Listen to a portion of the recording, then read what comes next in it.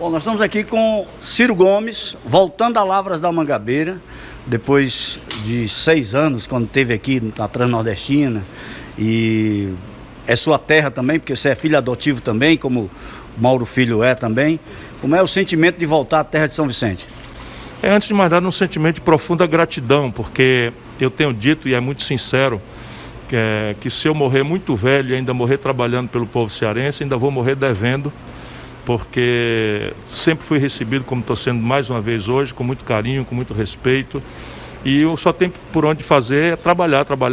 Estou feliz, agora retomamos as obras da Transnordestina, e é uma coisa importante, né? Nós precisamos prever o futuro alternativo para a economia do sertão do Ceará, do nosso interior, e isso tem a ver com a logística. A logística diminui 90% o custo do frete, viabiliza, portanto, muita coisa. Então a ideia de um porto seco, que é uma coisa que eu estava conversando com o Ronaldo, começa a ser viável na proporção que a gente possa conectar, né, essa região do interior do Ceará com os fluxos logísticos do Brasil a partir do porto do Pecém.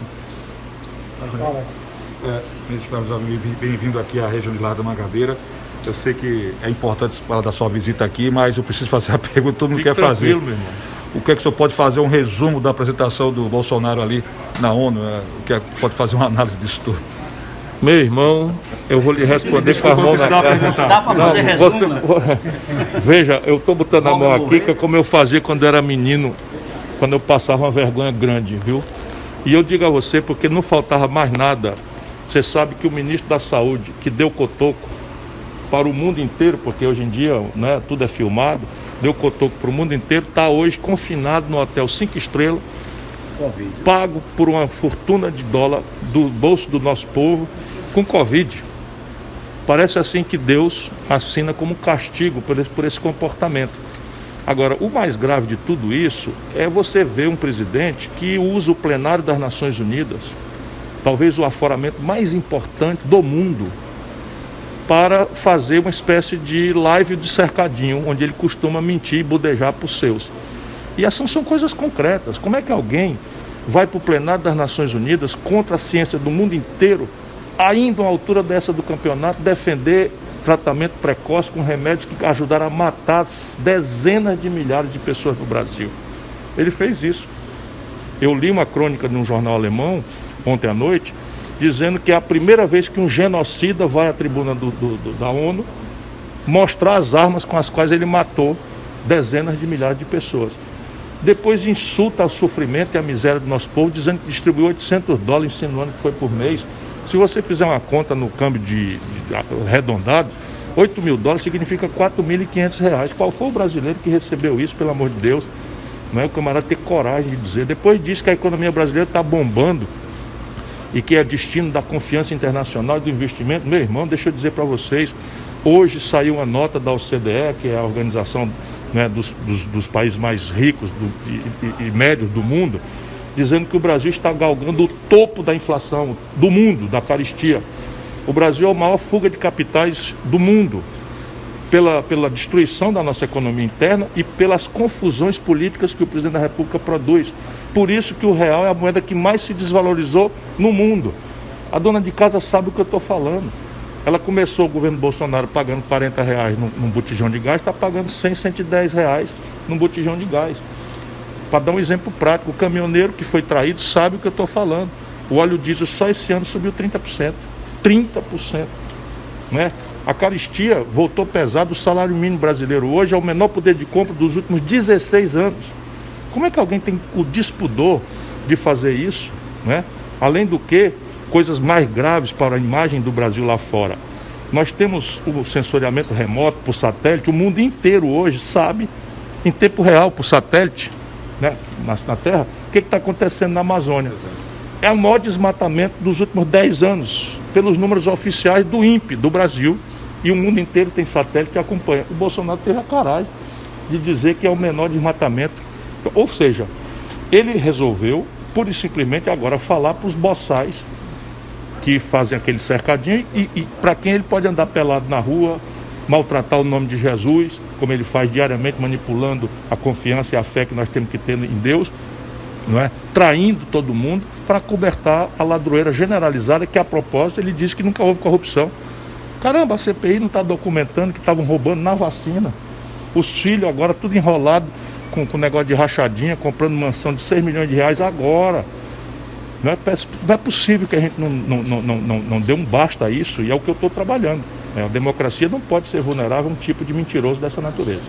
Presidente, as últimas pesquisas mostram uma ascensão, ou pelo menos um ficar ali próximo daquilo que se convencionou chamar de terceira via, né? Que o presidente gosta de chamar de primeira via. Como é que está vendo esses números? Eu sei que ainda estamos muito longe aí de uma eleição, e como está o tratado de buscar partidos, de buscar aliados para consolidar o seu nome como candidato a presidente? Pesquisa é retrato e a vida é filme, né? Isso a gente precisa entender. Então eu não brigo com pesquisa. A pesquisa é um retrato, e o retrato pode ter defeitos. E qual é assim a análise que eu faço? Qual é a análise que eu faço hoje? Você tem um presidente da República que está se desmoralizando, isso é fato. Então você veja, o Bolsonaro tirou quase 58 milhões de votos. Se a gente fizer uma média das pesquisas, hoje ele não inteira 24 milhões de votos. Perdeu mais da metade e continua perdendo. Onde é que vai parar essa perda daqui a um ano? A gente não sabe ainda, mas é o filme que está andando. Nesse momento ele pega o Bolsonaro aí ainda com 24 milhões de votos. Na mesma data que o Bolsonaro se desmoraliza, o Supremo Tribunal Federal, de uma forma, digamos assim, com todo respeito, meio esquisita, 5 anos depois, tudo que nós assistimos acontecer depois, resolve dizer para o Brasil que o Lula não devia ter sido julgado em Curitiba, e sim que tinha que ser julgado em Brasília. Aí o Lula, malaca do jeito que é, diz: não, eu fui absolvido, eu fui inocentado. Não é verdade, o tribunal apenas anulou o processo de forma muito esquisita, dizendo que o processo não devia ter corrido em Brasília, que não devia ter corrido em Curitiba, e agora tem que começar tudo de novo. Como é que vai ser esse começo? Será que o Lula vai ser de novo acusado? Será que vai começar de novo a novela? É candidato, não é candidato? Vai responder, vai preso, não vai preso? Então outro filme que a gente ainda vai assistir. Mas o fato é que o Lula volta precocemente, o cara conhecido de todo mundo, associado ao nome de presidente da República, passou pelo governo de uma forma positiva para o povo brasileiro, né, embora queira que o povo esqueça que ele empurrou a Dilma, que desastrou o Brasil e tomou de volta tudo de bom que ele fez. E é a mesma turma, é o mesmo modelo e tal. Qual é a minha tarefa? Que não é fácil. Eu sou uma espécie de penetra nesse baile dos grandes, né? Eles não vão querer que um cara como eu, que venha sem rabo de palha, limpo, portanto eu não preciso assinar carta ao brasileiro, eu não preciso fazer acordo com Michel Temer, eu não faço entendimento com salafrário para governar, e só quero governar se for assim. Chegar lá limpo, honrado, como eu me mantive a vida inteira, a serviço do povo do Ceará e do Brasil. São 40 anos, nunca respondi, nem sequer para ser absolvido por nenhum mal feito. Nunca fui enrolado em corrupção de nenhuma natureza, o que nada mais é do que a minha obrigação, mas na média não existe isso na política brasileira, e eu tenho essa tarefa. Então veja, o que é que eu tenho que fazer? Eu tenho que entender o povo brasileiro. Se você olhar, 75% do eleitorado não quer o Bolsonaro, e o Lula captura 40%. Os outros 35% estão aonde? Eu estou pedindo, manda a bola. Manda a bola, eu estou me deslocando aqui, ó. Se me der, eu mato no peito e faço um gol de bicicleta, que vai ser o gol de placa. E é isso que vai acontecer. Quer ver? Você espere para ver. Doutor Cirinho, partindo para o ponto de vista do cenário estadual, a possibilidade de uma junção entre PT, PSDB e PDT no estado de Ceará, e o candidato a governador saía do clã Ferreira Gomes, Camilo, está confirmado ao Senado? Bom, primeiro, não existe clã Ferreira Gomes. O que existe é uma coalizão de 11 partidos, que eles querem resumir como se fosse um exercício de família, que nós não temos nenhuma vocação para isso. Tanto que todo mundo está vendo aí como é que a gente faz a política no Ceará. Segundo, quem vai liderar a sucessão no Ceará é o chefe do projeto hoje, que chama-se governador Camilo Santana. O meu papel histórico no Ceará se encerrou. Aqui no Ceará, qual é a minha tarefa? Minha tarefa é ajudar a manter a coesão do projeto, ajudar a indicar os aperfeiçoamentos necessários, quando procurar aconselhar os mais jovens, que eu tenho procurado, né, preparar uma nova geração, todo mundo dará testemunho disso, né? Não é brincadeira, o próprio Camilo, o Cariri há muitas décadas não tinha um quadro, e nós preocupados com a unidade do Ceará, com a coesão do Ceará, fomos procurar um camarada pelo valor dele, que não é do nosso partido. Todo mundo está vendo que o meu confronto com o PT é um negócio duro, pesado, né? E aqui no Ceará nós demos ao PT, por quê? Porque o Camilo fez por onde se qualificar. Roberto Cláudio chegou à Prefeitura de Fortaleza com as mesmas virtudes. Mauro Benevides pode governar qualquer estado brasileiro com excelência, pode ser ministro, pode ser pelos dotes, é o cara mais respeitado do Congresso brasileiro.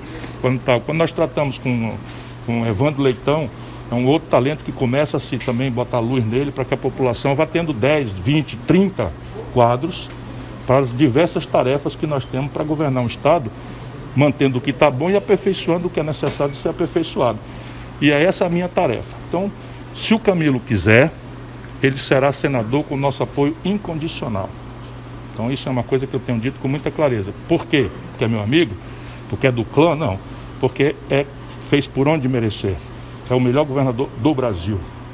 Sem nenhum demérito para ninguém, é disparado o melhor governador do Brasil. E a confusão PT, não sei o que e tal. Vamos fazer o máximo para entender que a eleição nacional é uma coisa e a eleição no Ceará é outra. Então aqui nós queremos manter a aliança que nos reúne, juntando todo mundo de boa fé, porque o estado do Ceará está ameaçado de um retrocesso muito perigoso, muito grave. Você colocar no governo do Ceará, no momento difícil da vida brasileira, um camarada umbilicalmente ligado ao Bolsonaro, naquilo que há de pior, milícia, né?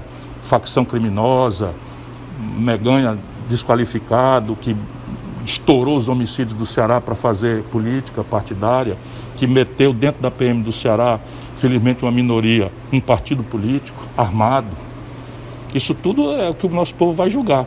Por quê? Porque o Ceará depende vitalmente, sabe, de uma boa política. Quantos hospitais regionais o Ceará tinha? Quantas UPAs o Ceará tinha?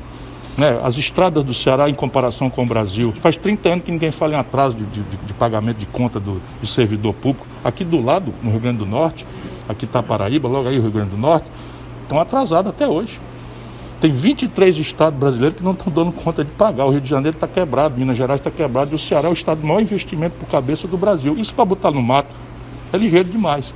Basta um passo em falso, por demagogia, por explorar a justa queixa das pessoas pelo que falta fazer.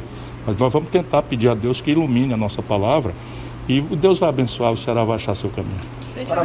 Em uma recente entrevista à TV Sucari, o deputado federal André Figueiredo, que é do PDT, ele disse que o Ciro Gomes vai vir com a missão de pacificar.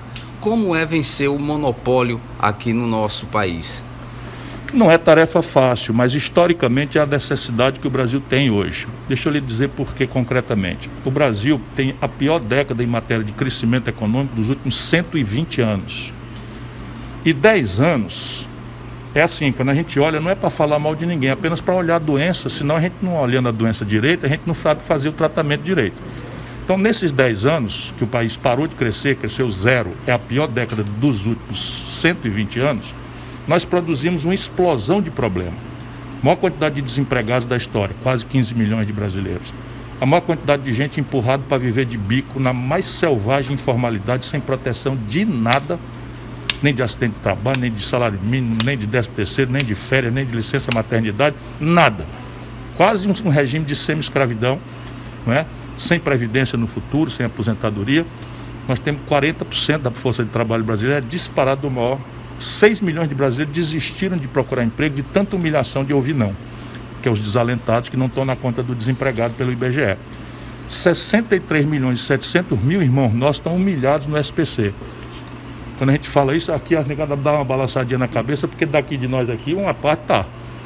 E cada um se sentindo a pior pessoa, porque achando que não deu conta de pagar a conta, a gente cultiva a honradez, o nosso povo é sério. E na verdade é um problema macroeconômico, que o camarada tomou um crediário, tinha renda, de repente não deu conta de pagar a prestação, porque tinha que pagar a conta de energia, senão vem anel e corta. E aí inadimpliu, quando for olhar, estava devendo 3 vezes o tanto que devia, por juros sobre juros, numa verdadeira selvageria. Olha, esses 10 anos que produziram isso, 6 foi PT, 2 foi Michel Temer, que o PT botou na presidência da República, o Lula botou, e 2 é o Bolsonaro. Então você veja, não é problema Chico, Maria ou Manel. É um problema de modelo econômico e um problema de modelo de governança política. E se a gente olhar, essa é a minha tarefa. Então eu quero mudar o modelo econômico e o modelo de governança política. Todo mundo que ganha, porque a massa brasileira está perdendo, mas tem muita gente que ganha com essa perversidade. Por exemplo, o sistema financeiro. Vou dar um número para vocês aqui, para vocês conferirem no Google, né? No tempo que o Lula mandou no Brasil, ele passou para os bancos 4 trilhões e 88 bilhões de reais. E passou para os pobres do Bolsa Família, no mesmo período, 322 bilhões de reais. Um é trilhão, o outro é bilhão. E isso explica o que eu estou falando, um governo bom. Você imagina se a gente bota metade desses 4 trilhões, não precisa nem tudo, metade desses 4 trilhões a serviço de uma educação, como nós estamos procurando fazer no Ceará. Escola em tempo integral, quando puder ser profissionalizante, uma rede hospitalar, né, que está ainda precária, mas que tem um hospital regional sofisticado, que faz neurocirurgia, não precisando mais ir para a capital, distribuído em todo o território do Ceará. Esse país dá um salto extraordinário de progresso. Essa é a minha tarefa. E eles vão fazer o diabo. E aí pegaram um cabo que não tem rabo de palha, então não dá para chamar de ladrão. Um cabo que, quando teve tarefas dadas pelo povo, saiu pela porta da frente com o mais bem avaliado prefeito, mais bem avaliado governador, o melhor ministro da Fazenda na data, etc. Então o que é que eles inventam de mim? Que eu sou bocão. Bom, aí eu sou mesmo, né? Porque não dá, meu irmão. Do jeito que o nosso povo está passando fome, dificuldade, sabe quantas pessoas não têm hoje um pouquinho para comer? 120 milhões. Enquanto isso, tem gente chafurdando no luxo, instruindo, jogando fora e se abrindo da cara da pobreza. É contra isso que eu vou lutar. O senhor está ladeado de duas grandes figuras da política. O prefeito Ronaldo e o Mauro Filho, que o ministro se convencionou a chamar de seu cérebro. Né? São duas pessoas jovens, um com o nome sendo cotado para ser governador do Ceará, e o Ronaldo fazendo um trabalho realmente brilhante aqui em Lavras da Mangabeira. E chegar em solo lavrense ao lado dessas duas figuras realmente é para levantar um pouquinho assim o coração e seguir firme nessa campanha. Eu sou um homem muito feliz. Eu venho de uma família constituída com muito amor, sabe? Eu tenho fé em Deus e eu vibro com o Ceará. Eu vibro porque o Ceará é uma prova de que a pobreza tem jeito se a gente trabalha junto, honestamente, com obstinação, executando um projeto que não é uma pessoa, é um projeto, recursos hídricos. Então, você, sabe quando foi que foi desenhado o projeto de estratégia de recursos hídricos? Eu era governador do Ceará. E de lá para cá vem sendo executado e está aí. O Rosário aqui é um. Eu sei, eu passei ali, olhei a placa para Vaza Alegre, lá está uma barragem que eu fiz, botei o nome do Otacílio Corrêa, mas o mais importante, o prefeito Ronaldo estava me dizendo que desligaram as bombas do São Francisco, mas Deus sabe o que eu lutei para fazer o São Francisco. Até greve de fome de bispo na Bahia eu tive que enfrentar. Felizmente o Papa me apoiou, você veja como eu sou um homem feliz, né? E essas coisas estão se realizando, e isso é o que me paga. E isso não é uma tarefa minha, isso é uma tarefa de um punhado muito grande de homens e mulheres cearenses, entre os quais o Ronaldo agora é a nova esperança de Lavras da Mangabeira. Estava agora, como eu conheço bem a história, estava rememorando aqui os grandes nomes de Lavras da Mangabeira. Parte deles eu conheci, né, pessoalmente, mas outros eu menciono. Eu estava falando de Vicente Augusto, falando do professor Roberto Cláudio, que foi pai do Roberto Cláudio, que foi reitor da Universidade Federal, falando das tradições dessa terra. E agora está nas mãos do Ronaldo superar todos eles, né? E com o privilégio, acredito que desta vez nós não vamos mais permitir a descontinuidade da Transnordestina, que vai revolucionar as potencialidades econômicas. E de Mauro Filho, diga a você, não haveria este Ceará, que hoje é modelo para o Brasil, se não fosse o talento, a capacidade criativa, a disciplina, a seriedade e o espírito público do Mauro. Portanto, está pronto para qualquer tarefa. Para finalizar, para Iguatu agora, que você falou, você puxou para Lavras, vou puxar para Iguatu aqui, que tem aqui o deputado Marcos Sobreira. Só veio para Lavras da Mangabeira, quando é que está indo para Iguatu fazer esse encontro, que lá tem uma grande liderança, vejo vereadores que vieram de Iguatu para cá também. A mensagem para Iguatu nesse momento. Lavras não vai se aborrecer se eu reconhecer, né, todos nós, o papel estratégico que Iguatu tem na antessala do centro-sul do Ceará. Iguatu ganhou essa posição com grande relevo e tem sido uma cidade bem administrada. bem administrada, e eu espero bastante proximamente voltar a Iguatu para rever essa gente querida, né, e sinalizar os nossos planos para o futuro. Doutor Ciro, essa é a sua mensagem para o Cariri. Agora eu vou puxar a sarna para o Cariri também. É um abraço forte, de muita gratidão, de muito carinho, de muito amor, de muita saudade. Eu vivo pelo mundo, correndo no Brasil, propondo um caminho novo para o nosso país, com muita esperança, mas meu coração bate mesmo aqui no meu Ceará, e eu compreendo bastante bem a importância que tem o Cariri para a construção desse grande Ceará que nós estamos construindo. Não por acaso, não é? A nossa prioridade sempre foi tentar reverter o quadro de discriminação que o Cariri sofreu durante décadas no Ceará. E aí dá para olhar com muito prazer, com muita alegria, né, um conjunto já bastante importante de realizações pelo Cariri. Obrigado.